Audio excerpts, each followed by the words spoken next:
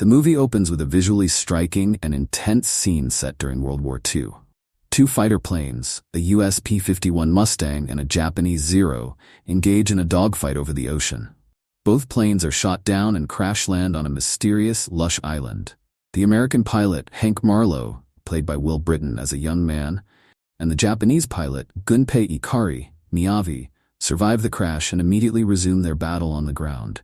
This hand-to-hand combat sequence is raw and desperate, with both men still driven by the mindset of war. As they fight with knives and fists, suddenly they are interrupted by a giant, towering figure, Kong. This brief but awe-inspiring reveal of the giant ape establishes his dominance over the island from the very beginning, while also serving as a reminder of how insignificant human conflicts are in the grand scheme of nature. The scene abruptly cuts away as the men stare in shock, leaving the audience with a sense of mystery and danger. The film jumps forward to 1973, against the backdrop of the United States withdrawing from the Vietnam War. This transition is crucial, as it grounds the movie in a specific historical context that colors many of the characters' motivations. The war's end brings about a sense of disillusionment, especially for the military characters like Colonel Packard, who struggle to find purpose after the conflict.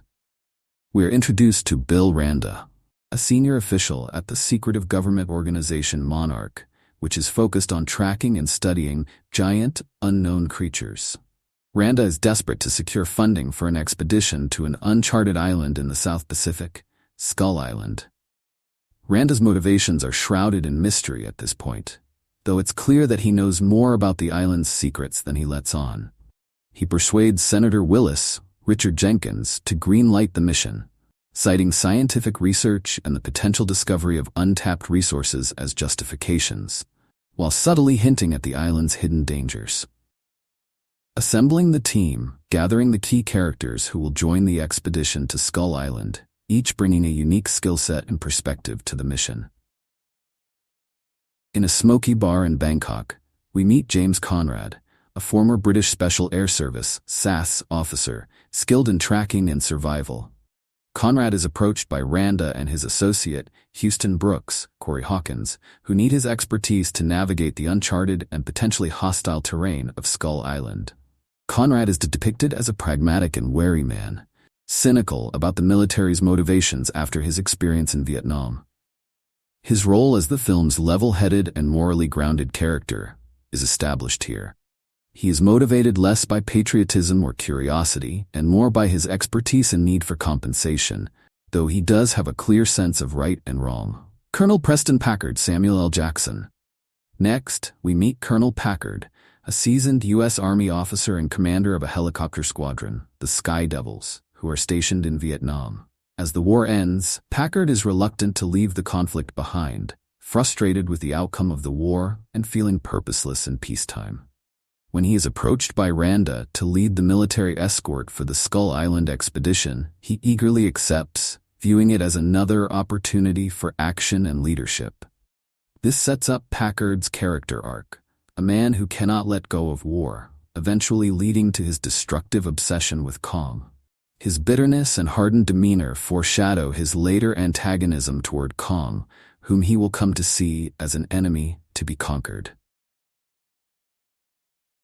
Finally, we are introduced to Mason Weaver, an anti-war photojournalist who suspects that the expedition is not what it seems. Weaver is a strong-willed and intelligent character, determined to uncover the truth behind the government's motives. She's also an idealist, believing in the power of truth and seeking justice, particularly in exposing military and government corruption.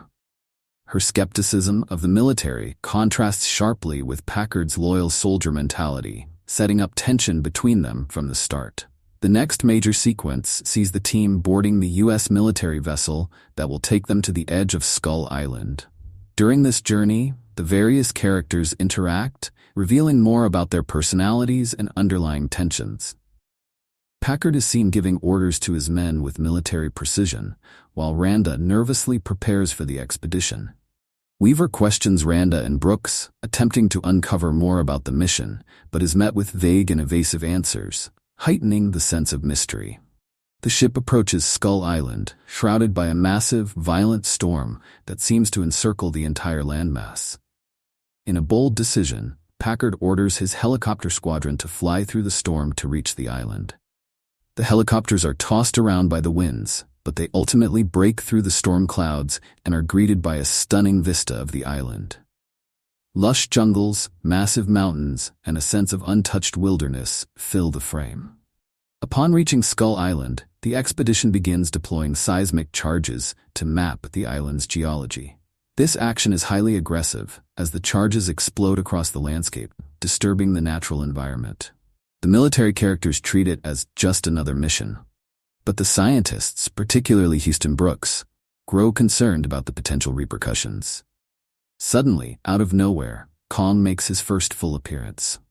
In an incredibly dramatic and cinematic sequence, Kong emerges from the jungle in all his terrifying glory. He towers over the helicopters, and with brutal force, he begins swatting them down one by one. Helicopters are destroyed in midair, crashing into trees and mountainsides, while soldiers scream in panic. The explosions and destruction create a chaotic battlefield, with Kong asserting his dominance over the invading force. The aftermath of Kong's devastating assault on the helicopter fleet. The survivors are scattered across the island, with two primary groups emerging. One group is led by James Conrad, Tom Hiddleston, and it includes Mason Weaver, Brie Larson, Houston Brooks, Corey Hawkins, and several other expedition members. This group, though shaken by the attack, quickly adopts a more cautious approach to navigating the island. They are driven by the instinct to survive and the hope of reaching the island's northern coast, where a resupply rendezvous is scheduled in 3 days. This group quickly recognizes the enormity of the situation. They are on unfamiliar terrain, surrounded by creatures they do not understand, with no immediate way of communicating with the outside world. Conrad's calm, pragmatic leadership is contrasted with Weaver's idealism, as she begins to sympathize with Kong, having seen him in action without immediately judging him as a monster. The second group, led by Lieutenant Colonel Preston Packard, Samuel L. Jackson, is made up of the surviving members of the Sky Devils helicopter squadron. Still in shock after losing many of his men, Packard becomes consumed by the need for vengeance against Kong. While the others in his group, including soldiers like Mills, Jason Mitchell, and Cole Shayem, are more focused on survival, Packard views Kong's attack as a personal affront. He is determined to regroup, recover the remaining weapons, and hunt Kong down. His military mindset, forged during the Vietnam War, becomes a driving force in this act. Packard's obsession with killing Kong becomes more intense as the group moves forward, and the tension between his desire for revenge and the actual dangers of the island creates a psychological conflict within his unit. Some soldiers, like Jack Chapman, Toby Kebbell, start to question the mission's purpose and Packard's escalating determination to stay on the offensive. As both groups attempt to traverse Skull Island, they encounter the strange and often deadly creatures that inhabit the island's ecosystem. These sequences provide the film with a sense of wonder and danger, while also developing the characters' relationships with the island's environment. Conrad's group stumbles upon a giant water buffalo-like creature, referred to as a skur buffalo, peacefully grazing in a swamp. This scene contrasts sharply with the earlier violence, as the creature is majestic and non-threatening, showing that not all of Skull Island's inhabitants are hostile. It also serves to reinforce the idea that Kong, like these animals, is part of a delicate natural balance. On the other hand, Packard's group has a more violent encounter. While trekking through the jungle, they are attacked by a massive spider-like creature. The spider's legs blend in with the bamboo forest, making it nearly invisible until it attacks. This sequence is tense and horrifying, as the soldiers scramble to kill the creature while its giant legs impale them. The spider's ambush underscores the danger lurking in every corner of the island. Conrad's group continues moving through the jungle and stumbles upon a hidden village inhabited by the Iwi, the indigenous people of Skull Island. The Iwi are depicted as a peaceful and silent community, deeply attuned to the island's ecosystem. The Iwi are not hostile, and they live in symbiosis with the island's creatures, respecting Kong as the island's protector.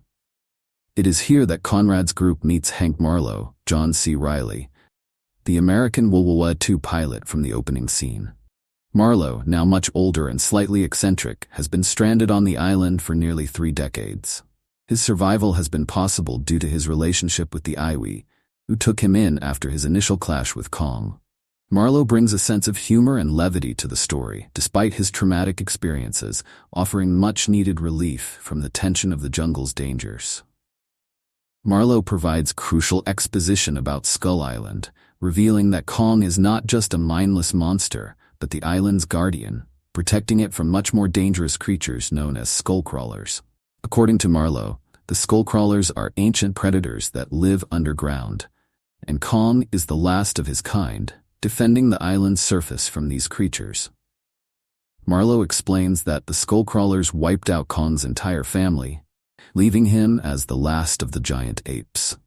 The bombing of the island earlier in the film disturbed the ground, likely awakening the dormant skullcrawlers, which have now become a threat again.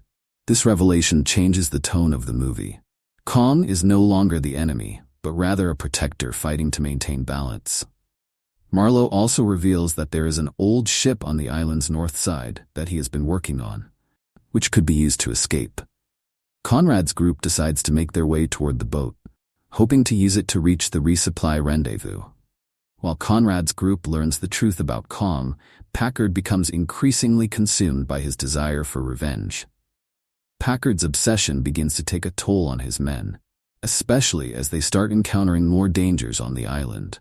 They recover some of the military's heavy firepower from the downed helicopters, including napalm and other explosives, which Packard plans to use against Kong. At this point, Packard's men find themselves in increasing danger. One key moment is the fate of Jack Chapman, Packard's right-hand man, who gets separated from the group while trying to retrieve more weapons. Chapman is alone in the jungle when he is suddenly ambushed and killed by a massive skullcrawler.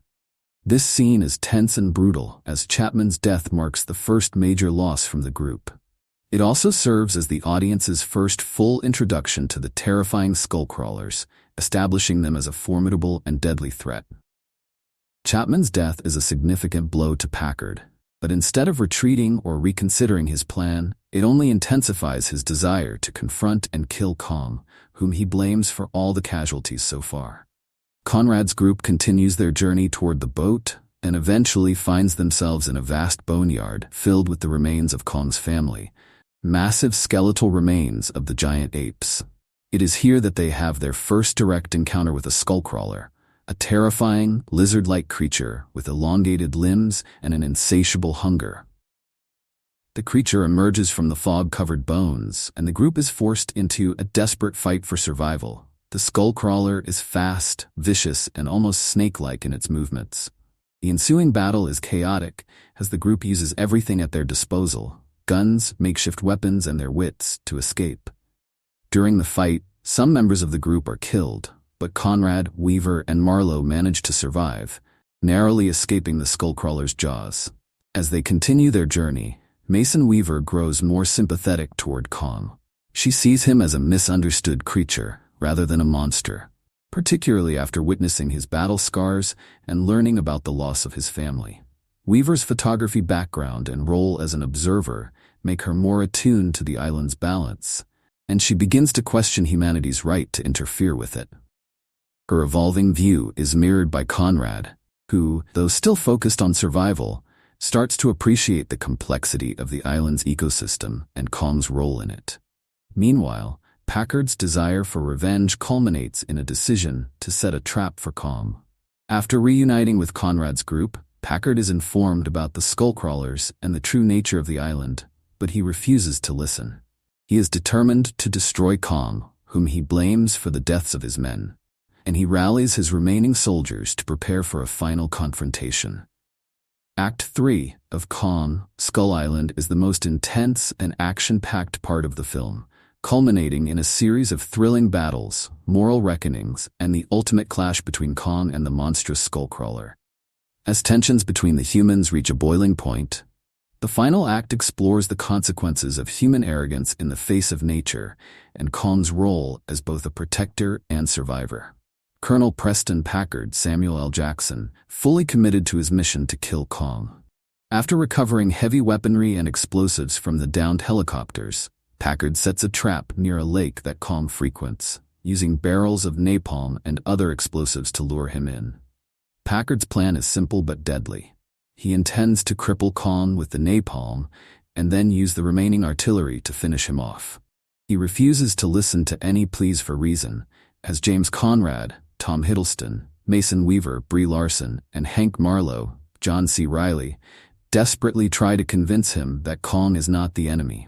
They now understand that Kong is protecting the island from a far greater threat: the Skullcrawlers, which have begun emerging from underground after being disturbed by the seismic charges. Kong soon appears near the lake, and Packard's trap is sprung. The napalm is ignited, creating a massive explosion that engulfs Kong in flames. This scene is visually stunning, with Kong roaring in pain as the flames cover his body, causing him to thrash about and collapse to the ground. The impact of the blast leaves Kong severely weakened, allowing Packard and his men to move in for the kill. As they continue their journey, Mason Weaver grows more sympathetic toward Kong. She sees him as a misunderstood creature, rather than a monster, particularly after witnessing his battle scars and learning about the loss of his family. Weaver's photography background and role as an observer make her more attuned to the island's balance, and she begins to question humanity's right to interfere with it. Her evolving view is mirrored by Conrad, who, though still focused on survival, starts to appreciate the complexity of the island's ecosystem and Kong's role in it. Meanwhile, Packard's desire for revenge culminates in a decision to set a trap for Kong. After reuniting with Conrad's group, Packard is informed about the Skullcrawlers and the true nature of the island, but he refuses to listen. He is determined to destroy Kong, whom he blames for the deaths of his men, and he rallies his remaining soldiers to prepare for a final confrontation. Act 3 of Kong, Skull Island is the most intense and action-packed part of the film, culminating in a series of thrilling battles, moral reckonings, and the ultimate clash between Kong and the monstrous Skullcrawler. As tensions between the humans reach a boiling point, the final act explores the consequences of human arrogance in the face of nature and Kong's role as both a protector and survivor. Colonel Preston Packard Samuel L. Jackson, fully committed to his mission to kill Kong. After recovering heavy weaponry and explosives from the downed helicopters, Packard sets a trap near a lake that Kong frequents, using barrels of napalm and other explosives to lure him in. Packard's plan is simple but deadly. He intends to cripple Kong with the napalm and then use the remaining artillery to finish him off. He refuses to listen to any pleas for reason, as James Conrad, Tom Hiddleston, Mason Weaver, Brie Larson, and Hank Marlowe, John C. Reilly, desperately try to convince him that Kong is not the enemy. They now understand that Kong is protecting the island from a far greater threat: the Skullcrawlers, which have begun emerging from underground after being disturbed by the seismic charges. Kong soon appears near the lake, and Packard's trap is sprung. The napalm is ignited, creating a massive explosion that engulfs Kong in flames. This scene is visually stunning, with Kong roaring in pain as the flames cover his body, causing him to thrash about and collapse to the ground. The impact of the blast leaves Kong severely weakened, allowing Packard and his men to move in for the kill.